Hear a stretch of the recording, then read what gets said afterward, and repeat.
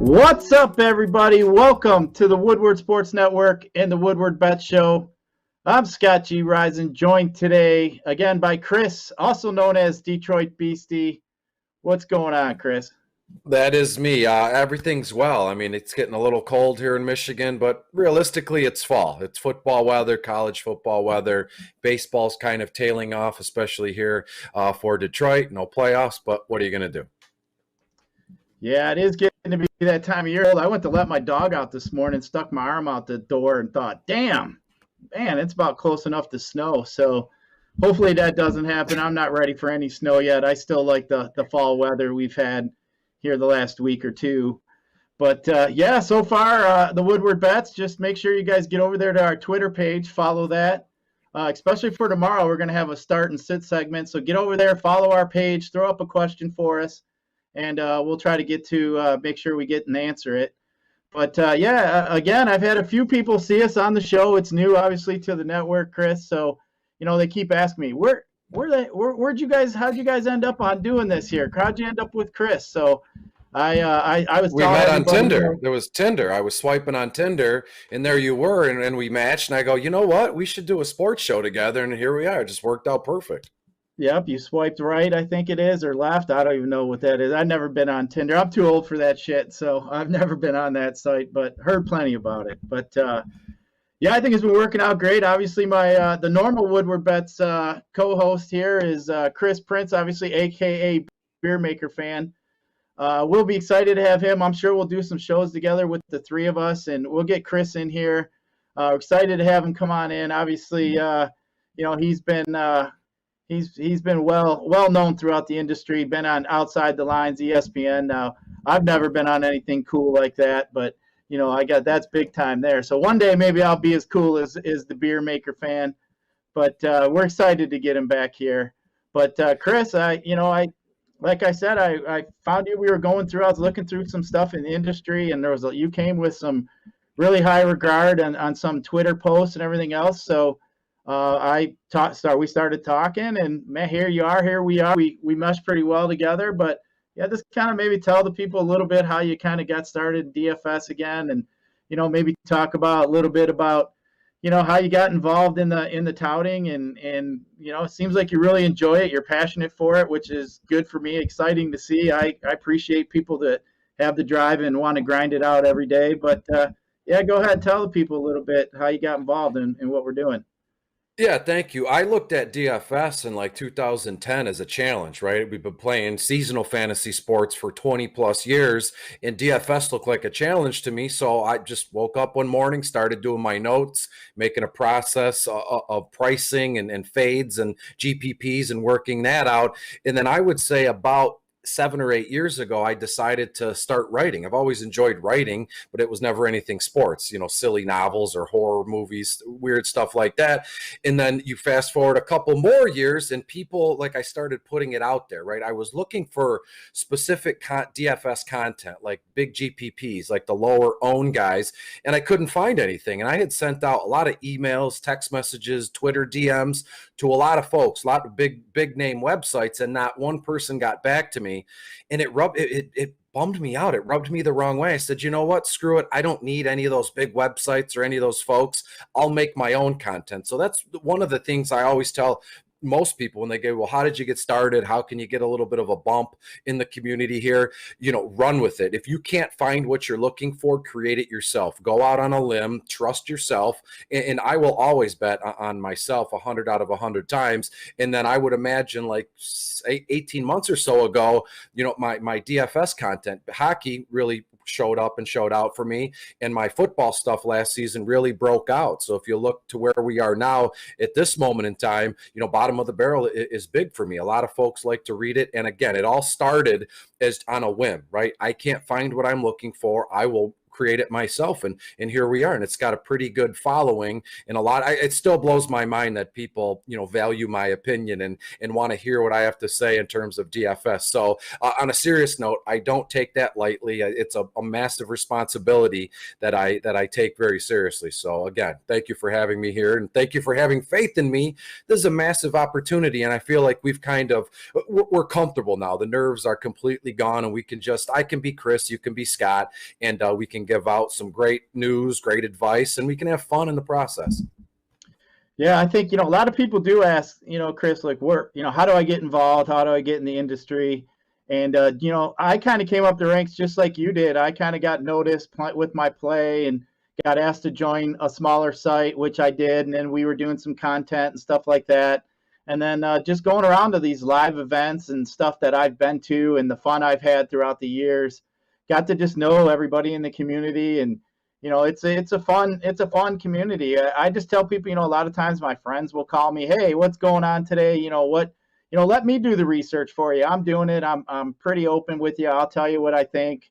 We're not always right, but I kind of say it's like playing poker. I can deal you certain hands and tell you, yeah, you should play your aces every time. But you know what? We all know playing poker and hold'em, you don't win every time if you get dealt aces. So, it's just that kind of stuff. So, but the DFS stuff, some people have asked me some stories, and I know one comes up all the time is the Playboy Mansion. I'd been there twice. It was like the mecca of the DFS live finals, which fortunately it closed. It was sold. It's not there anymore. But man, I'll tell you what, Chris, those were some pretty fun times. I wish it was still around. I mean, we were just partying. The girls are walking around in skimpy clothes. We got to go to the grotto.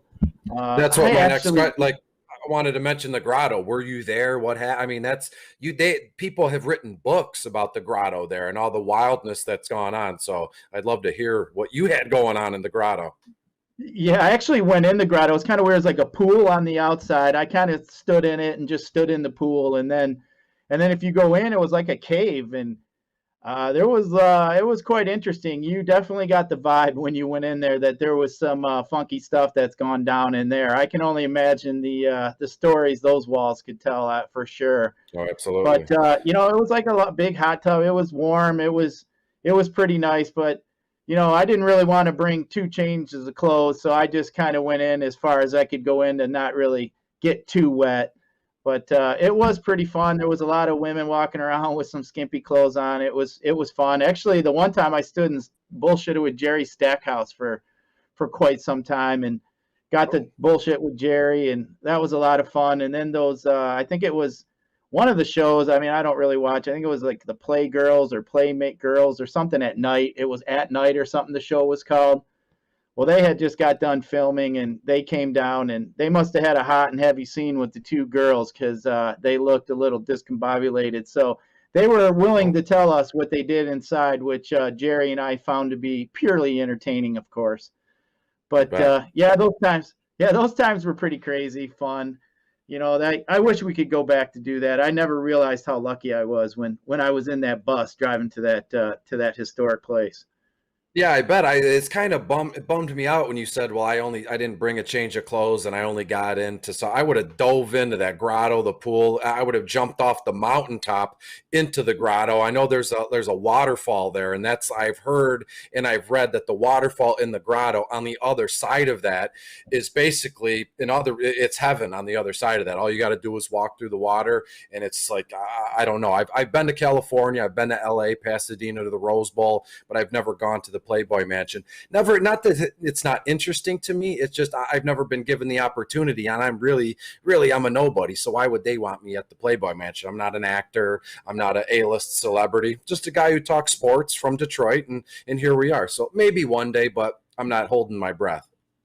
Yeah, I think since the old fella died, I think they sold it off. I'm not too sure. It was in pretty rough shape from what I understand, the house and everything else, but it was cool. They had some funky birds. They had all kinds of monkeys in some cage, and they give you grapes or blueberries, I think it was, and you could feed the monkeys and stuff. It must have cost them a shit ton of money to keep that place operating and going. But yeah, it was pretty cool. They had some pretty cool bars, and we were just slamming drinks. They had buses of girls coming in every 2 hours, and after every 2 hours or Wow. so, they got to be a little bit more scandalous and sluttier as they went through, which, hey, what do you expect? You're at the Playboy Mansion. So, hey, got some cool Exactly. pictures, had a good time. But, the one thing I always do, even though that was fun, historic place, but the most fun I ever had in an event is I got to hang out with Joe Montana at one of the FanDuel events.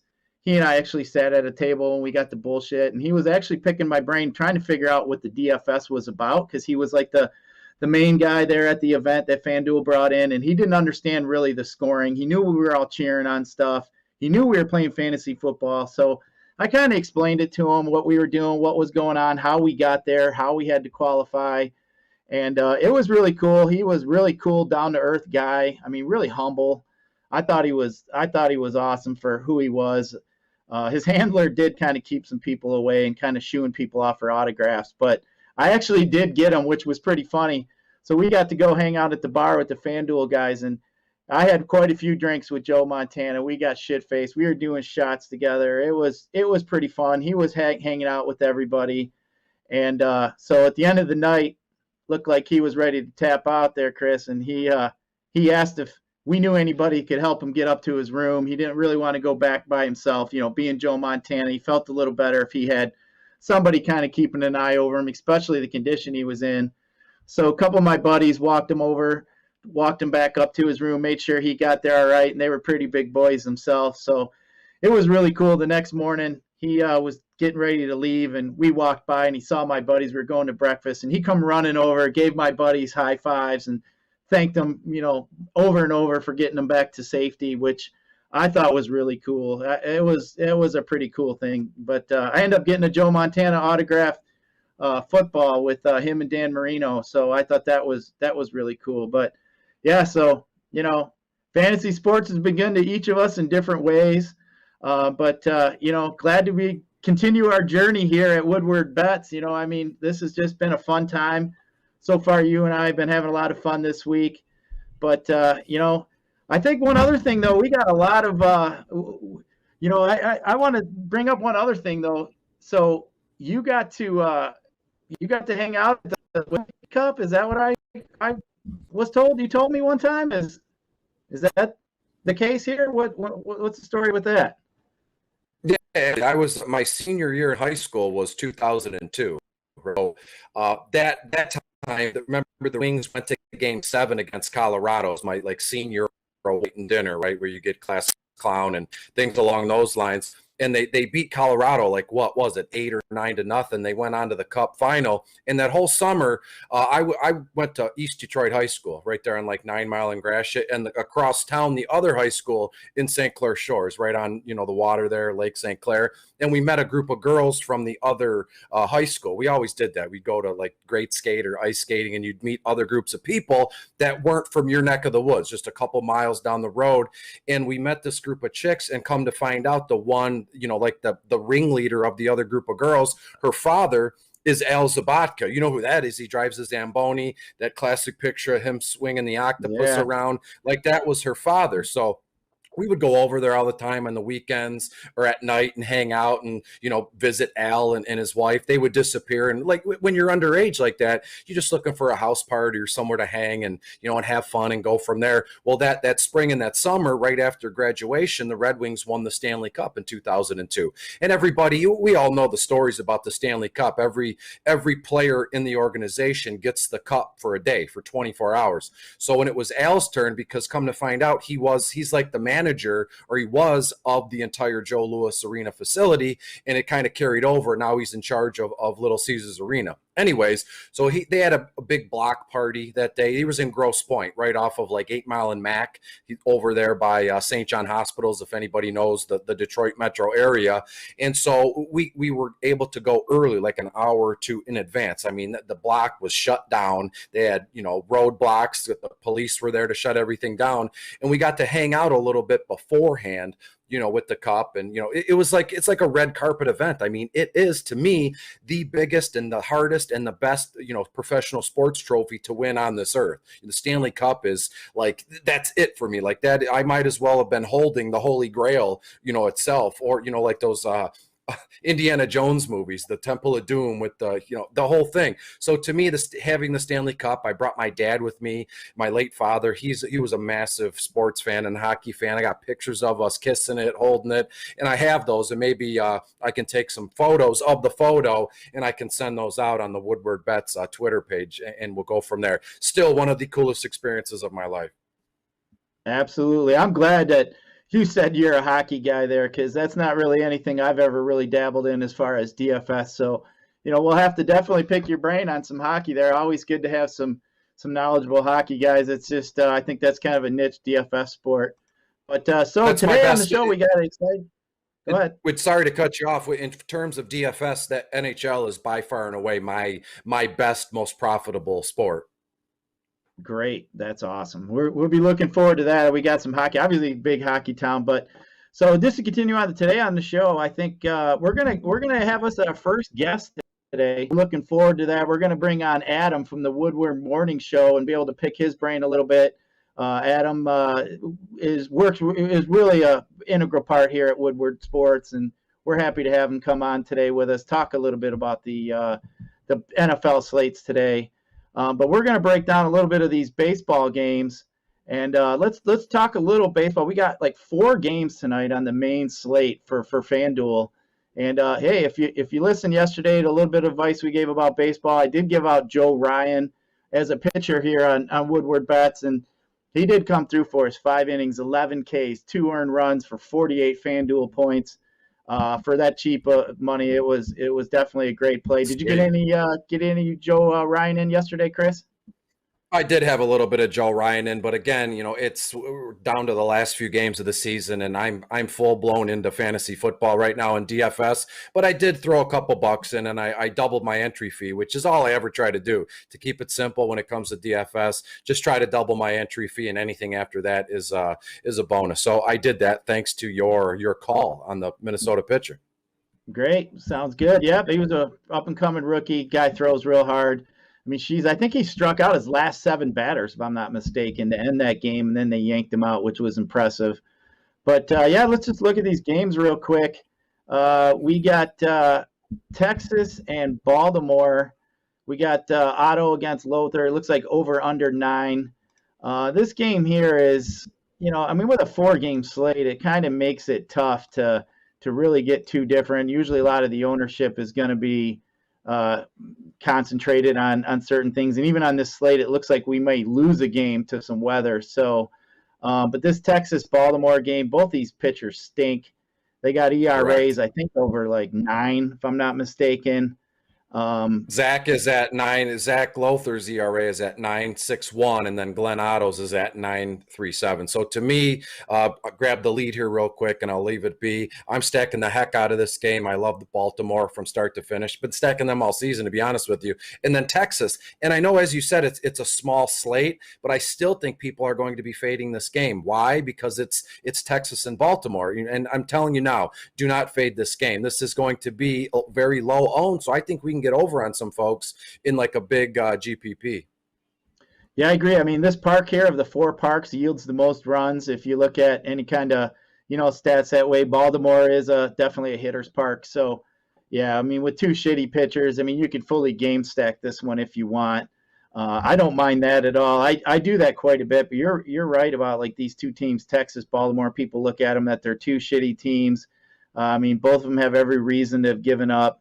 But, I mean, both of them can hit. They can both put up some runs. Baltimore's been giving up an obscene amount of runs this year. So I generally like to try to go after them. So Texas would definitely fit that bill. But, yeah, I mean, I want to see some of these lineups come out. But, guys like Cedric Mullins, Santander, Mancini, Hayes, they're always in play. And then over on that Texas side, you got Adolis Garcia, Peters, Nate Lowe, Lowe. I know that everybody tells him different. Kinner Falefa, he's been a mainstay in a lot of my DFS lineups at shortstop. And on FanDuel, I believe he is also eligible at second or third base aside from the shortstop. So looks to be Kinner Falefa. I don't even know how the heck to say his name. Looks like he's expected to bat second tonight. So in that lineup, it's a good move. He's only $3,000 on FanDuel. Yeah, I agree with you there. The next game we have here is this Pittsburgh Philly game. We got a Battle of Pennsylvania going on there in Philly. There's a lot of concern about some rain here, but if not, Aaron Nola is going to probably be one of my favorite pitchers here on the slate. I 9,100. I just like his upside. There really isn't too much as far as pitching on this slate, but yeah, I'm going to look at Nola here. I mean, it's either Nola or McCullers for me. We'll get the McCullers in a minute, but I'm just going to have to watch the weather. Obviously, we're taping this a little earlier in the day today, but keep on that weather radar. Make sure that game's going to play. If it looks like a little PPD, it's a little fuzzy for pitchers, as we know. Bats may be okay, but but it is better if they do start the game, because then it actually is in the hands of Major League Baseball. But if the game does not start, it's in the hands of each team, and then it gets kind of fuzzy with that. So I'd rather have Major League Baseball have to say if that game's going to be delayed or postponed, but we'll have to keep our eye on that. But you got any thoughts about that one there?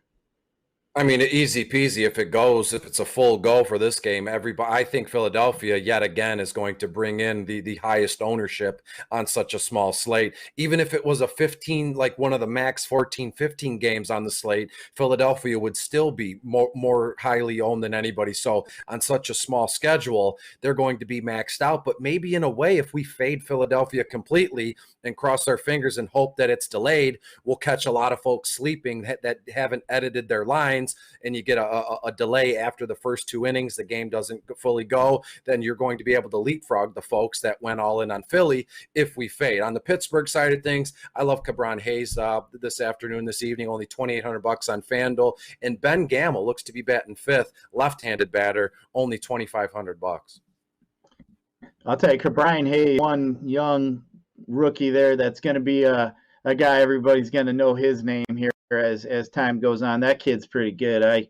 He's a kid that I've been keeping my eye on for the last couple of years. So really like him. But I'm not sure. Hopefully they get this game in. But if not, we got three other games obviously. But the next game we have is Toronto at Minnesota. Looks like we got like an over under a 9.5. This game starts at 7:40. Kind of one of the middle games. But looks like we got Steven Matz against Pineda. Matz being a lefty, Pineda being a righty, who's he gets hit hard sometimes. I mean, this game here is definitely interesting. We got two teams with pretty good offenses. I think Toronto might be pretty chalky going against Pineda just because of that lineup. Toronto's got a lineup that, for me, up and down 1 through 9, generally they roll something out that's pretty good every day. This game here is interesting. It's the highest over-under on the slate, 9.5. Target field is supposed to be like 71. It's like 6 mile an hour winds. But, I know Max Kepler's been hitting pretty well. He's pretty cheap. He's 2,500. Brent Rooker for Minnesota's 2,300.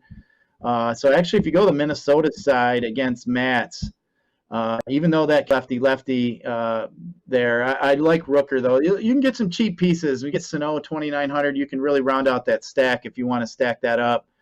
You got any thoughts here on this game? It's just, again, I do my best work, and this is God's honest truth. I do my best work on small slates. So when there's only 4 games, I go all in, and that's across the board: hockey, baseball, football. So a slate like this it looks very nice to me, especially since we may get it cut down to only 3 games. But regardless, I'm going to fade Toronto tonight. They're studs, that they're fantastic, but I might fade Toronto tonight just based on ownership percentage, crossing my fingers yet again that they don't do anything of note. And if I have 0% of Toronto, I can leapfrog a bunch of people. On the Minnesota side of things, I love Luis Arez, only $2,200, leading off, left-handed hitter, going against the left-handed pitcher in Steven Matz. And Steven Matz, a very respectable record, 13-7, just shy of a 4 earned run average here. But I may have heavy Minnesota this evening with Baltimore. So right now, Baltimore and Minnesota Twins are my favorite kind of combo stack for this evening. Sounds good. I'll tell you what, if you do get in that twin stack, I'd make sure you include some Josh Donaldson. That dude's always been a lefty killer his whole career. I do like some Josh Donaldson today. I think you're right. If you do decide to go with Toronto to be different, you're going to have to throw in a guy like Jake Lamb at the bottom of the lineup, or whatever catcher gets rolled out today, even like a Jared Dyson or somebody like that, who at the bottom of the lineup, just to kind of ring around at the top of the lineup. A lot of people don't play them bottom end of the guys. And then a shorter slate, I think that's key a lot of times to be able to play those low guys, but make sure they can either get you some stolen bases or hit you a homer. So, there's some Correct. guys that may not fit into that bill, base hit type hitters, just, slap hitter or something like that. But if they can't steal you a base, just move on. You don't have any really upside with them. But the last game we got here is the Astros over there in LA and Anaheim against the Angels. The Astros, obviously we know, playoff bound, but I really like Lance McCullers here. He's kind of a junk pitcher, got some curveball, got a really good curveball. I like McCullers here against the Angels. I mean, other than Shohei, this Angel lineup is kind of weak. I think if it's not Nola today for me, McCullers is probably going to be there. He's 10-2 on FanDuel. But I do like some Lance McCullers against the Angels here. You got any thoughts? You like Lance McCullers, or you like the Angels side? I do, but again, such a small slate. I try and fade the chalk or where I can see it, what everybody's going to. And I'm not saying this for show just because we're broadcasting here. I really will have a lot of Alex Cobb this evening here. The Los Angeles Angels right-handed pitcher. He's 8-3. His ERA is like about 3.59. Let's just call it a 3.6 earned run average a game here. And look, aside from, let me bring up my daily projections. Aside from Nola and McCullers, I have Alex Cobb as my third highest, scoring pitcher this afternoon. I have him, I got Nola and McCullers at up in the early 40s, but I have Cobb at just shy of 30 overall fantasy points. He brings great value given his price, only $7,800 on FanDuel. And I'm telling you, the projection here, a projection model is going to hit right where it should be. So you're looking at like 29.7, just call it 30, 31 overall points for Cobb here. And look, again, everybody is going to flock towards Houston. Everybody's going to have Toronto and then Philadelphia. If that game doesn't play, you're left with what? You're left with Toronto and Houston. Fade all these higher-ended stacks this afternoon on such a small slate. I'm telling you, I'm going with Baltimore, Minnesota, and Alex Cobb as my pitcher, and we'll see what we get. It's the end of the season. I got a couple bucks I can play with, so let's put a couple $100 on that stack right there. Sounds like a good time. Yeah, always good to have some baseball on Thursday night. Then we can roll in some football. Exciting time. We even got the Ryder Cup coming up here soon. Team USA, actually, I looked today, is a -210. You can get the Euros at +240. That's always exciting to watch, the Ryder Cup. But mentioning that football game tonight, we got this Carolina-Houston game. There were some betting trends that we'll be able to talk about real quick that we can probably throw up here on the screen. There was some betting trends here. We got, the Panthers under is 5-0 in their last 5 games. The Panthers 5-0 in their last 5 games after accumulating 90 rushing yards. That one isn't really all that great, but the under in the Panthers' last 4 games following an against the spread win for them. But they are 0-6 in their last Thursday night games against the spread. But they're 7-0 against the spread in the last 7 games. So usually in trends, you can kind of find, whatever way you're leaning. But, we do like to talk about these trends here at Woodward Bets. It's just something that, I generally like to kind of look at. Houston's side of the betting trends, we got the over in Houston's last 4 games overall. We've been seeing that defense is just terrible. They gave up a lot of their cornerbacks. But the Texans are 4-0 against the spread after allowing more than 150 yards rushing in their previous games. Obviously, that was from a few years ago when they had some better defense with Watt and all those fellas. And some of them guys they traded away here. I think they traded their best corner away, if I'm not mistaken. But the Texans are also 4-0 against the spread in their last 4 games as an underdog. We already saw them come out with a victory here. But they are 1-8 against the spread in their last 9 games after accumulating less than 90 yards rushing. That rushing, obviously, that backfield is not very good. But the over is 7-1 in the Texans' last 8 games after accumulating less than 90 yards. Just some kind of silly little trends there. But obviously, we got some DFS to play. Do you got any thoughts there on this DFS? And as soon as we're done here, we're going to bring in Adham from the Morning Wood Show. So we're going to bring him in, talk about some plays for this week. But let's just run down real quick this Thursday night game, and you got any advice for like some captain and some showdown in the single game tonight? Yeah, to me personally, DJ Moore is by far and away who I want in my captain and my MVP spot. This evening, I should say, in a flex spot, DJ Moore, he's 14 grand on FanDuel, and so in the MVP spot, he's the same, 14,000 bucks. To me, I'm going to have a hard time getting away from DJ Moore in the captain spot. We both know, and anybody watching this now or who will watch this, everybody knows Christian McCaffrey is by far and away the best player on both sides of the football tonight. So he will be in what, Scott? What do you think? What's the guess? 85 to 95% owned in a captain spot. Going to be 100% owned, At least all 80 spots.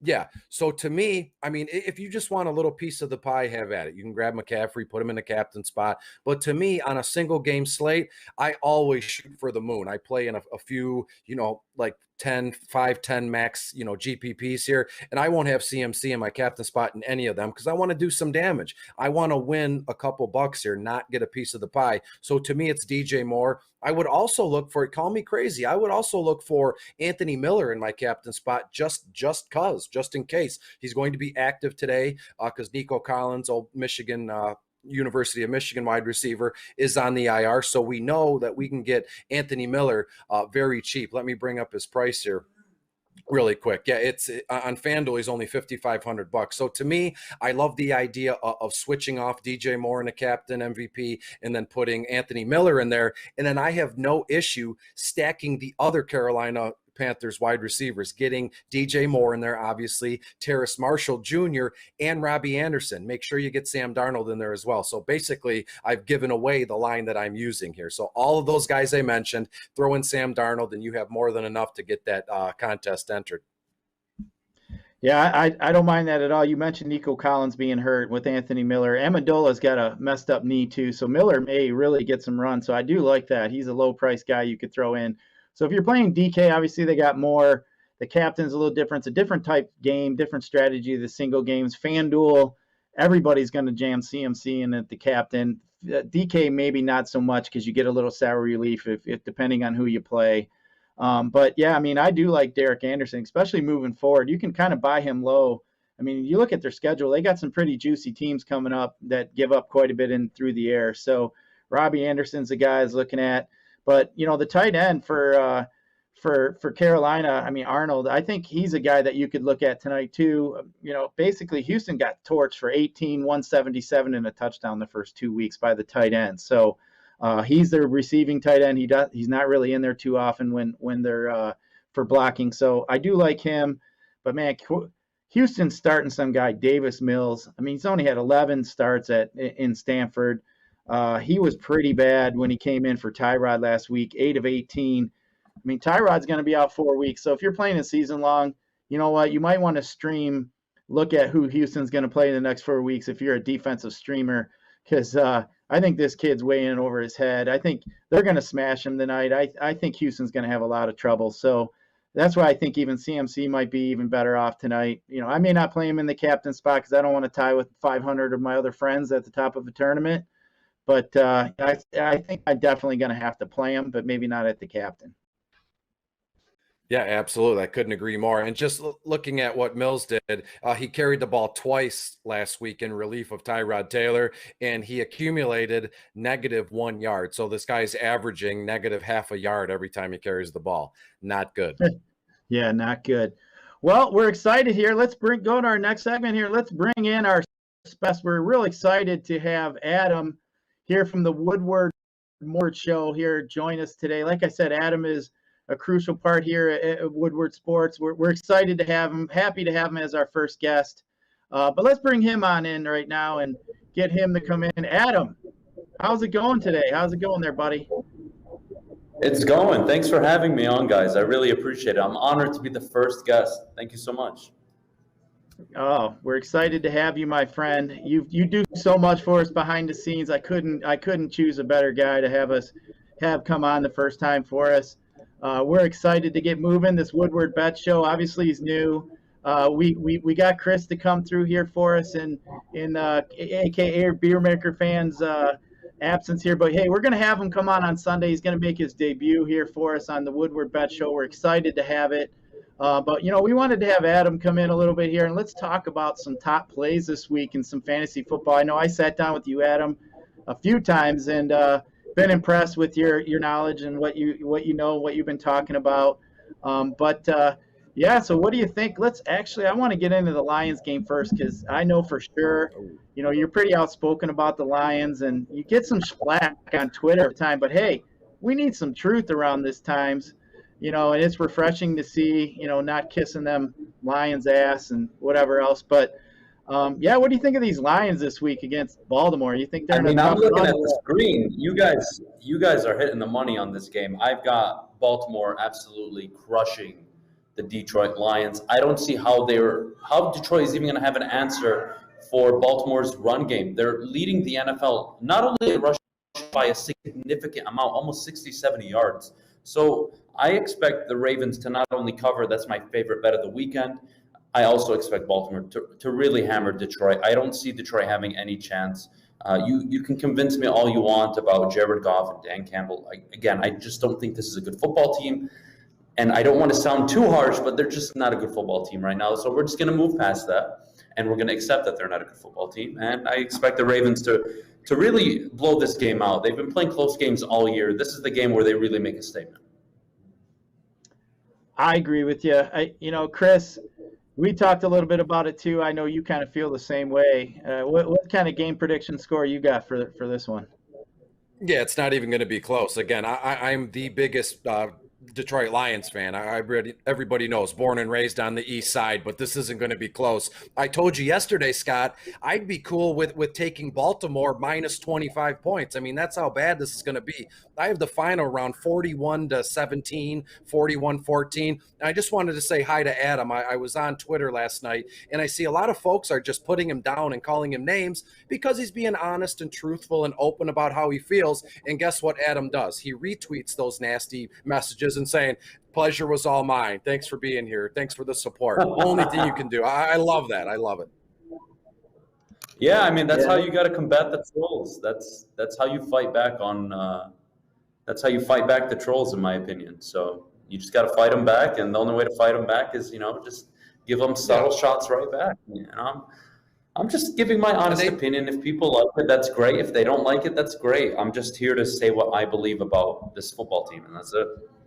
You know what I've noticed, Adham, is like if someone says something nasty about you or says something nasty about me, and then you share it and you bring light to it, they kind of disappear. They're like cockroaches. As soon as you turn the lights on, they're gone. They want to do everything in secrecy. They want to call you names privately in the DMs, or they want to comment, and they think no one's going to see it except you. So when you share it and you openly go, hey, this jerk is calling me rude, or this jerk is saying I'm silly, if you bring that to the light and you kind of kill it with kindness, I know it's very corny, they disappear. Again, they're like rats, like cockroaches. As soon as you turn the lights on, they split. Yeah, I saw him. They were giving him some crap about his hairdo, and I'm thinking, what do you mean? He right outside his studio, we got these beautiful Lady Jane's girls walking around offering up haircuts. He could get a neck massage and all that other fancy stuff that goes along with it that I know I thoroughly enjoy. That's for sure. But I'd kill for a head of hair like that. I got nothing going on. I'd kill for that head of hair. What the heck? I'm with you. I got 2 daughters, so mine's turning gray and getting thin myself. But this Lions game here, we're talking about the running game. I know everybody's gonna be looking at the running backs here. I think Latavius Murray is a guy that. Taysom Williams is a guy that a lot of people are going to be looking at. Yes, he did get a lot of the run, but I think they're going to be whooping their ass. So I think the second half is going to be a lot of garbage time. I think they're going to use Latavius Murray quite a bit. I could see both running backs getting a lot of run, but Latavius Murray is like 5,500 on FanDuel. Looks like he got a couple goal line carries last week. So kind of a sneaky guy there that I'm throwing in. He's not like one of my top best plays of the weekend, but he's just a guy that I think – could get you to a top of a tournament like a Millie Maker or something like that. I think they're just going to get run all over here with the run game. But I also have, let's talk about our top play. So I did have Murray. I like Dalvin Cook if he gets out there this week. The matchup on paper is really good. Obviously, he's a little banged up. I am concerned if he is going to play, but if he does go, I think people are going to be afraid of that. They're not going to use him. I really like Dalvin Cook this week. And then another guy I really like is Austin Eckler. Everybody was worried about him not having any catches, but 9 catches week 2. He had a couple goal line carries. But those are my 3 running backs. I'll bounce it over to you, Adam. Adam, what do you got? You got 3 running backs we could look at this week? I disagree with every back you have, not because I don't think they're going to go off. The 3 I chose are, excuse me, maybe it's too noticeable, but Christian McCaffrey on a Thursday night game, he's getting at least 7, 8 catches. I don't see how he does it. He's going to be a PPR machine. Now, if you're in a season-long league, you're probably really happy about Christian McCaffrey right now. He's healthy, finally. But in a daily fantasy play, he is extremely expensive. You can get him anything under 10. I mean, right now, you gotta take the chance. But my top backs this week are Najee Harris, Jonathan Taylor, and Christian McCaffrey. If you're able to be flexible on how much money you're going to spend on a team. So for me, Christian McCaffrey is a must on a Thursday slate, or maybe not as the MVP. I'm not sure. I'm gonna lean on what Chris said. I like the idea of going with maybe a tight end, a fullback, even a guy that's just going to get you probably 12, 14, 15 points, ends it into 2025, and then you pick all the all-star players around it. Those are my top 3 running backs, but I struggled with the backs. I'll move on to quarterbacks, and I'm curious for what you guys are going to have to say to this. And I think you're going to agree with me on quarterbacks.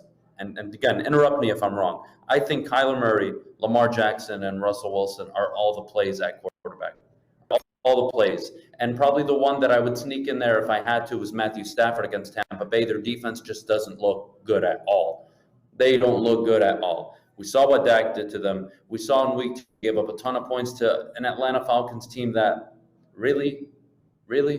So I think points are there to be had. I think Lamar Jackson runs all over Detroit. He's probably the leading fantasy go-getter this weekend. I think Kyler Murray is a close second, and Minnesota have been absolutely awful, even though they've been able to put pressure on the quarterback. I think Russell Wilson has a 3-4 touchdown game.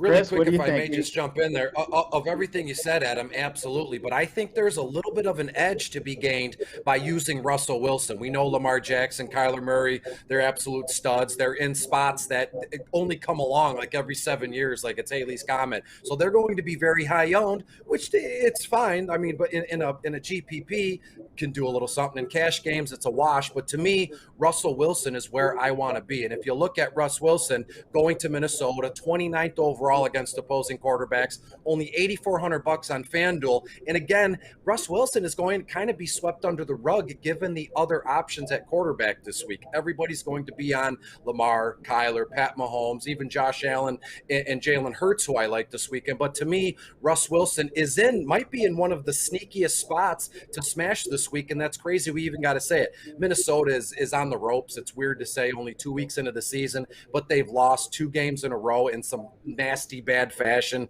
with a kicker here. So I believe Russ Wilson, as you said, Adam, just goes absolutely nuts, and his ownership won't be through the roof. So we can get over on some folks.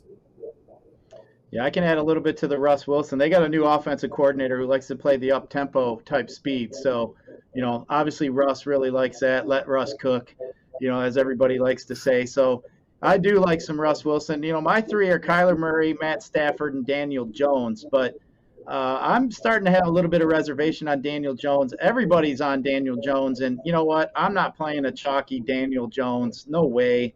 But I'm going to let everybody else kind of play at first. I kind of liked what everybody was saying. I do like him, but I think he's a good play. I think he's just a guy. I mentioned him just because he is being talked about quite a bit. He's fairly cheap. He's been running a lot.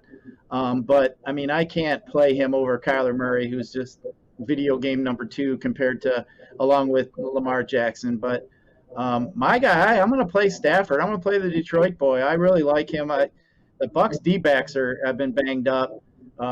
They've been getting killed on the interior recently. So obviously that's where Cooper Kupp lives. I think they're going to have a hard time keeping Stafford down. So I think this game means more to the Rams than it means to the Bucs. Part of me wants the Rams to get smoked to kind of give them some motivation as the season goes along. And, when it comes playoff time, when the chips are on the table. But I don't think that's going to happen. But, yeah, I do like some Matt Stafford. But what about some receivers? Go along with these quarterbacks. Adam, you got any receivers you want to go along with your quarterbacks? I have 4 receivers. I know you guys only asked me for 3, but I had to put 4 together because I just love them so much. We'll start with Matthew Stafford. You got to play him with Cooper Kupp. My goodness, when Cooper Kupp is healthy, I think he's a top 5 wide receiver in the NFL. It's unbelievable. I mean, we thought Wes Welker was good and dangerous in the slot. This guy is taking it to a whole nother level. The only issue he has is he can't stay healthy. I have to play Cooper Kupp this weekend. And in any slate I'm playing in, I'm playing Cooper Kupp. He's my biggest, probably my favorite wide receiver right now in the NFL. D-Hop with Kyler Murray. Again, you're looking for matchups. They're going up against Jacksonville. How can you not take D-Hop again? If you're going to have D-Hop and Cooper Kupp, it's going to be very expensive. I'm not sure how you're going to build a really good squad around that, but you probably want one or the other. For me, those are the 2 locks, and probably on the low end, people that aren't going to cost you as much that I think probably dominate over 18 points this week. I got to go with Sammy Watkins against Detroit, and I have to go with Darius Slayton. I like both matchups this week for those 2 receivers.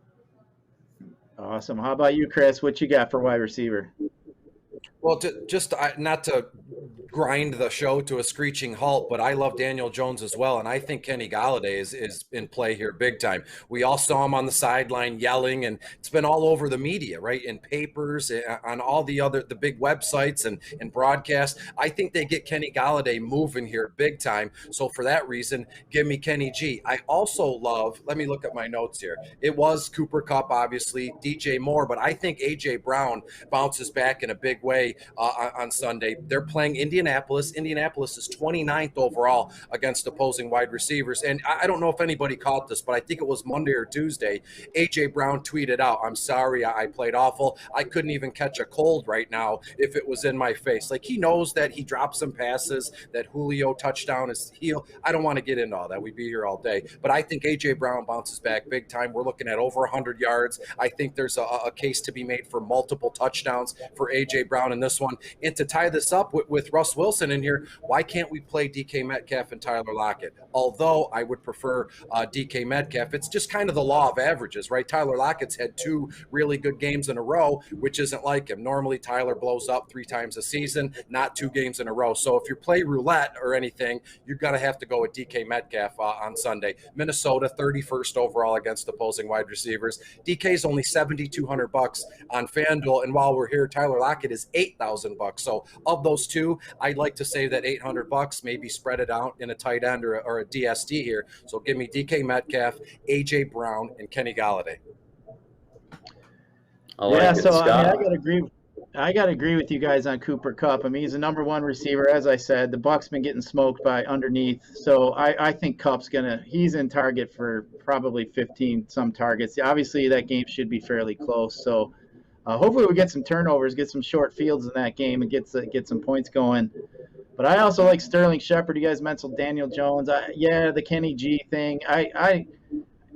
Usually the squeaky wheel gets the grease. When these receivers are pouting about not getting any love. But I like some Sterling Shepard though, especially for the price.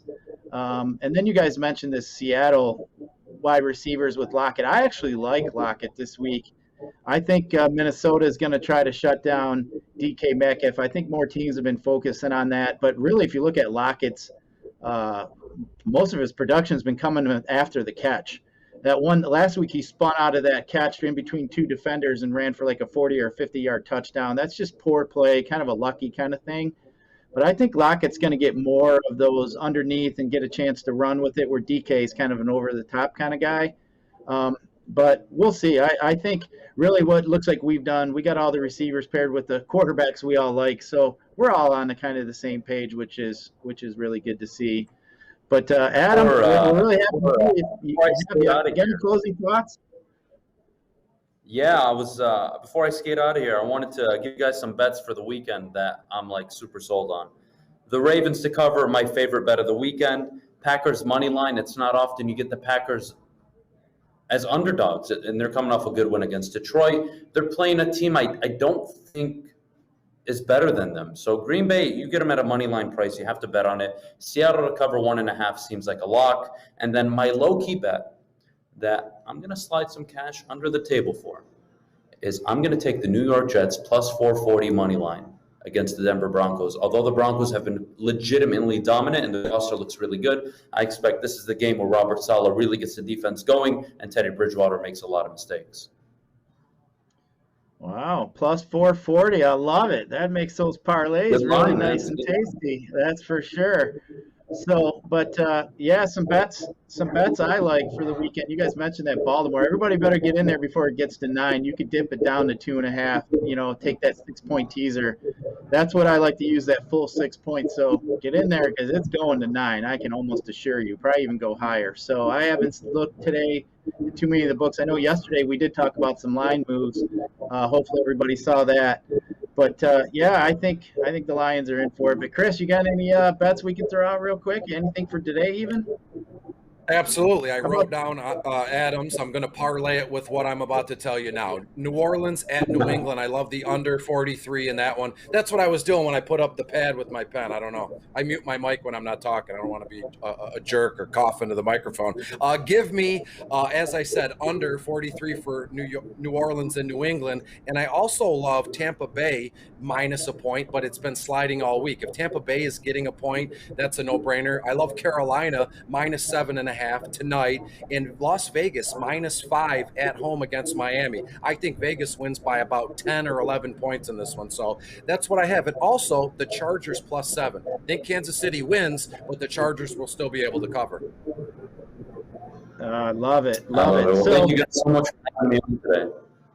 yeah, we appreciate you coming on here, and I think that's going to do it for the Woodward Bets Show. So make sure you guys get over there, follow our Woodward Bets Twitter page. Get over there, follow that Woodward Sports page. Check out our show every day. We appreciate you. Have a good day. Thanks. We're out.